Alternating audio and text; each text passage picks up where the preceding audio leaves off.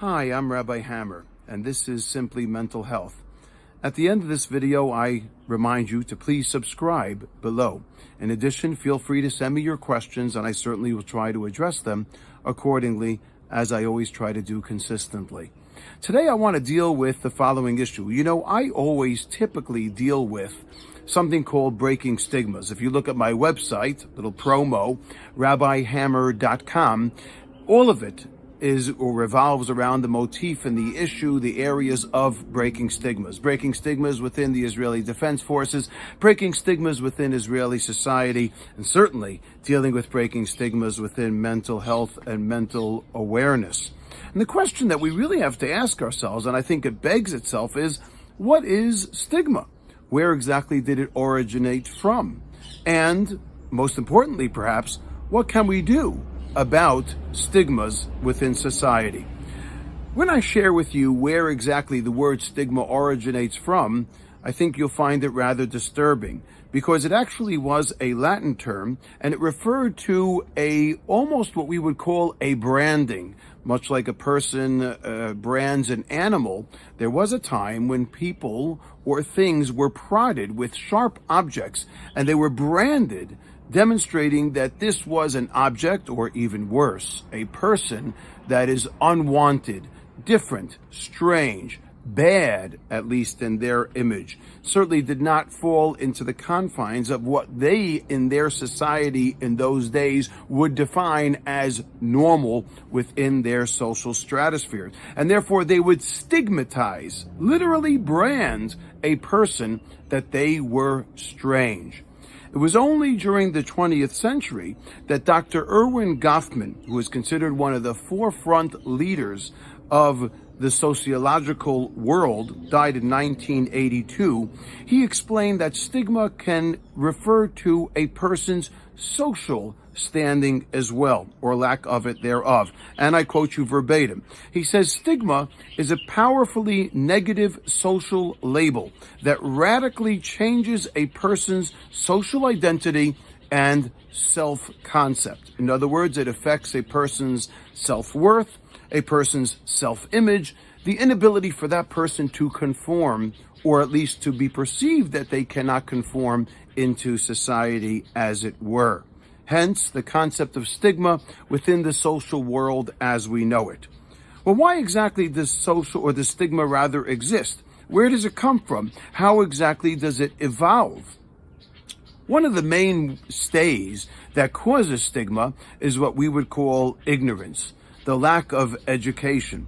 People classically, even today, typically will refer to people who have mental illnesses as psycho or nutso or wacko. And those terms are obviously certainly not acceptable and detestable with regards to a person's mental health and their state.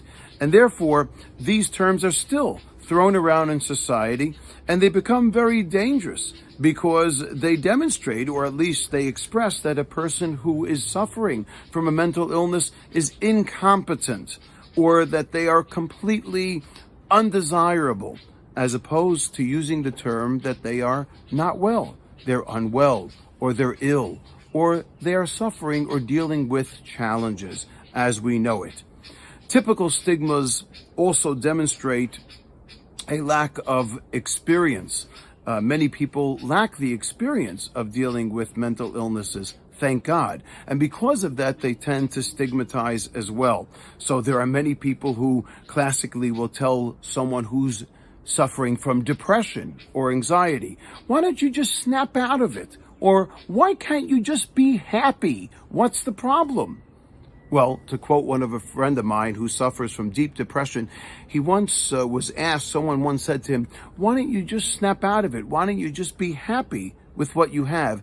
And he said to them, telling someone who suffers from depression to just be happy is like telling someone who suffers from a migraine, why don't you just take 2 Tylenol or 2 aspirin and everything will be fine?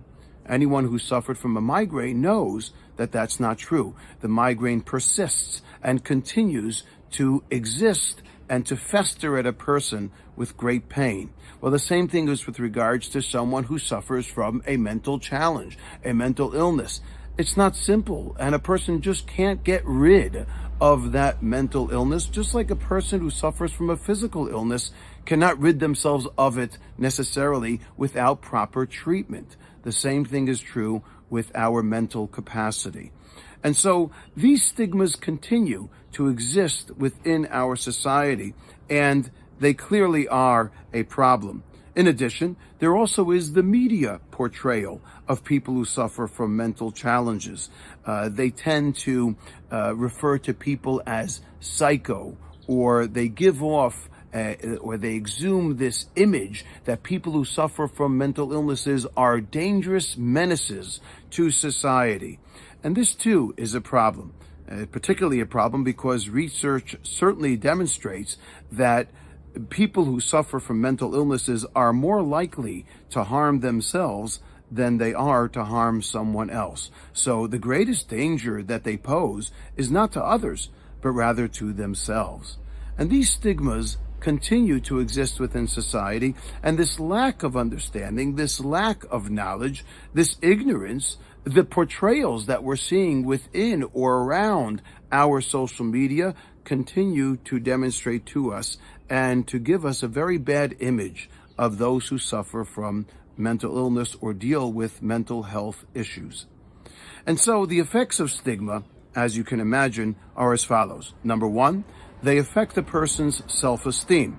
If a person consistently is surrounded by a society that dictates that there is something wrong with them, that they are different and not acceptable or even bad or a menace, obviously that's only going to deter and destroy and break down their self-imaging and their self-concept and certainly their sense of security.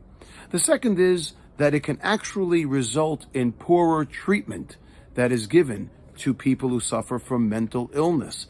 As a result of the stigmas that might be thrown around in society, even mental health professionals can deal with or confront people who suffer from mental illnesses by offering them less than worthy treatment or poorer treatment because of the perception that exists.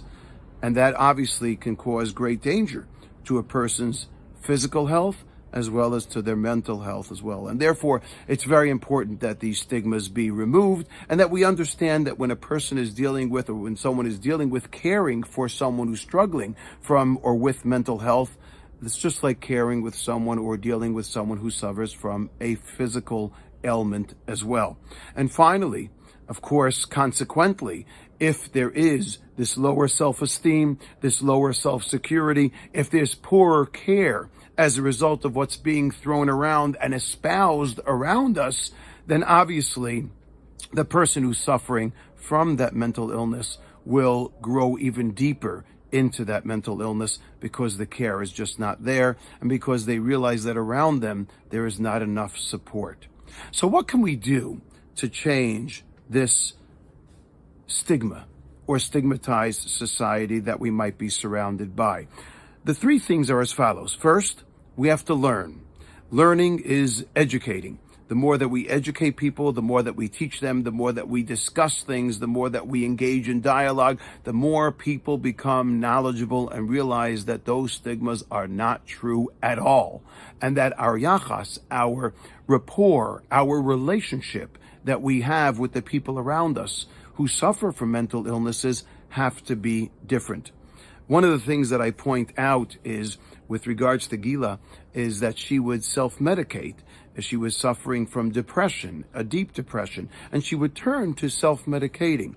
And many people, or some people, might have the image of Gila originally, certainly, that she was a juvenile delinquent. She was turning to drugs, and she was turning to have a good time, when anything could be far from the truth.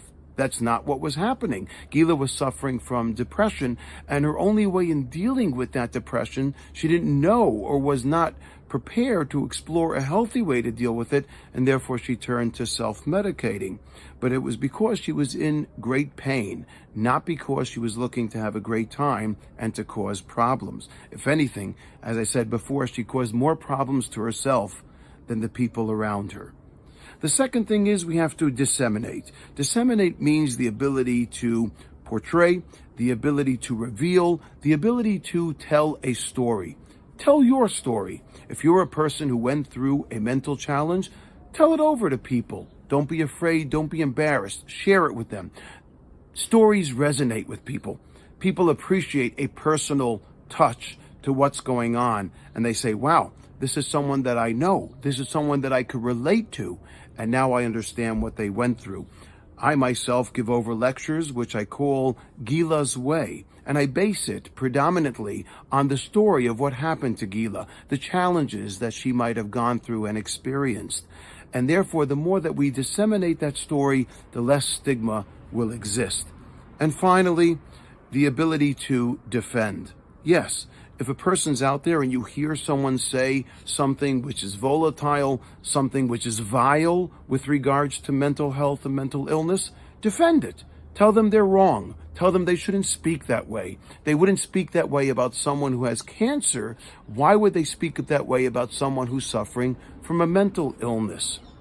And sure enough, I've had this many times with regards, and I spoke about this in my video about suicide, where people will classically still use the term commit suicide. And I explained there that when a person dies from suicide, we've gone way past the issue of saying they committed suicide, because that implies that they committed a crime. And it's just not true. Person can die from suicide because they find themselves in that deep, dark place where they just don't know what to do and they don't see any other viable options. But they haven't committed a crime. They haven't committed something. Well, I've corrected people many times with this, and I defend it, and I say that's the improper term. We don't say commit suicide. We say died from suicide. And now, around me, I have a lot of friends who are much more sensitive to it, and they will no longer use that type of term. So defend who you are. Defend the position. Defend what is being expressed, and people will ultimately make those alterations and make those changes, and those changes will hopefully be exhibited in the societies around us. I thank you for listening today. I hope and pray that it certainly will be beneficial to all of us to be able to not only understand, but actively break those stigmas that exist within our parameters, within our society, and within the world at large.